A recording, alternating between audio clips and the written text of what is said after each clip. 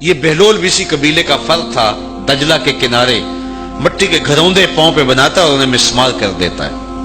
وہ کبھی آپ نے دیکھا ہوگا کہ بچے ریت میں اپنا پاؤں رکھ کر کے اوپر سے ریت تھپک لیتے ہیں اور پھر پاؤں ہولے سے نکال لیتے ہیں، بچ جائے تو بڑے خوش ہوتے ہیں، اور جب کھیل ختم ہو جاتے ہیں تو اسے گرا دیتے ہیں اپنے ہاتھوں سے۔ بہلول بھی اسی شغل میں لگا ہوا ہے۔ بہلول یہ کام کر رہا ہے، گروندے بناتا ہے گراتا ہے، گروندے بناتا ہے گراتا ہے۔ بادشاہ گزرا، پوچھا بہلول کیا کر رہے ہو؟ ہنس کے کہا جنت کے مکان بنا رہا ہوں۔ کہا بیچتے ہو؟ ہاں بیچتا ہوں۔ کتنے کا؟ 10 روپے کا، سیل لگائی ہوئی ہے۔ بادشاہ مسکرا کے گزر گیا، دیوانہ ہے، مجنوں ہے، اپنی موج میں لگا ہے۔ پیچھے سے ملکہ زبیدہ بھی آ رہی تھی، اس نے بھی دیکھا، کہا بہلول کیا کر رہے ہو؟ کہا جنت کے مکان بنا رہا ہوں۔ کہا بیچتے ہو؟ ہاں 10 روپے کا بیچتا ہوں۔ 10 روپے بادشاہوں کے لیے کیا ہوتے ہیں؟ 10 درہم نکالے، اس کو دیا، اس نے دریائے دجلہ میں پھینک دیا۔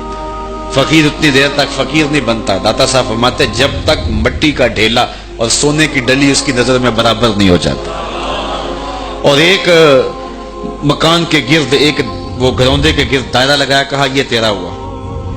ملکہ گزر گئی، بادشاہ بھی چلا گیا۔ شام کو اپنے محل میں پہنچے، بادشاہ سویا، منظر جاگا کہ حشر کا دن ہے، پھر جنت کا منظر ہے، جنت میں بڑے بڑے خوبصورت مکان ہیں۔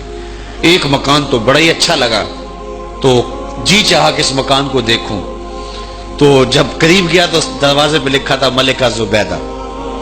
شوق سے آگے بڑھا تو دربان نے روک دیا، کہا یہ ملکہ کا ہے؟ کہا وہ میری ہی ملکہ ہے۔ کہا دنیا کے ضابطے اور ہیں، آخرت کے ضابطے اور ہیں۔ بادشاہ کی آنکھ کھل گئی، بے چین ہو گیا، ملکہ کو بیدار کیا، کہا تو کون سا نیک عمل کیا ہے؟ میں نے جنت میں تیرا یوں مال دیکھا ہے۔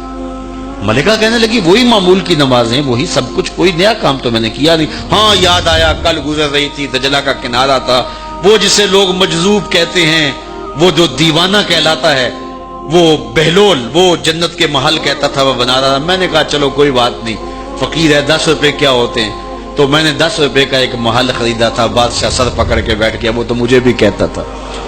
میں دیوانے کی بات سمجھ کے گزر گیا۔ اگلے دن بادشاہ قصدن گزرا۔ جب قصدن گزرا نا تو دل دھڑک رہا تھا کہ کہیں مجذوب پھر آج مل جائے اور اسی موج میں ہو تو کام بن جائے۔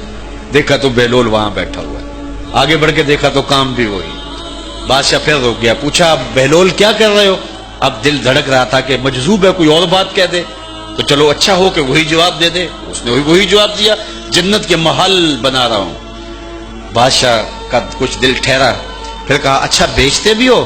ہاں ہاں بیچنے کے لیے بنا رہا ہوں۔ بادشاہ ادھر جیب میں ہاتھ ڈال رہا ہے اور ادھر پوچھ رہا ہے کتنے کا؟ کہا آدھی حکومت لگے گی۔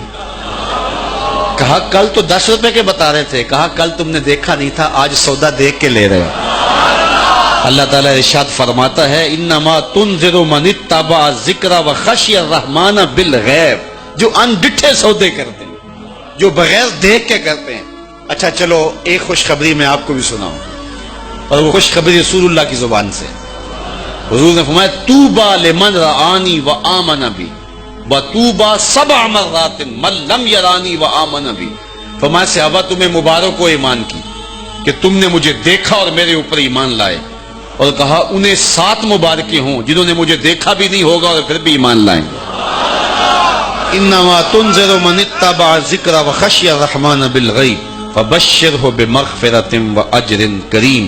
ان کو بشارت دے دیجئے بڑی عزت والے اجر کی اور خوشخبری بھی۔ تو جس اجر کو میرا رب بھی کریم کہہ رہا ہے وہ اجر کیسا ہوگا؟ تو یہاں تو لہجہ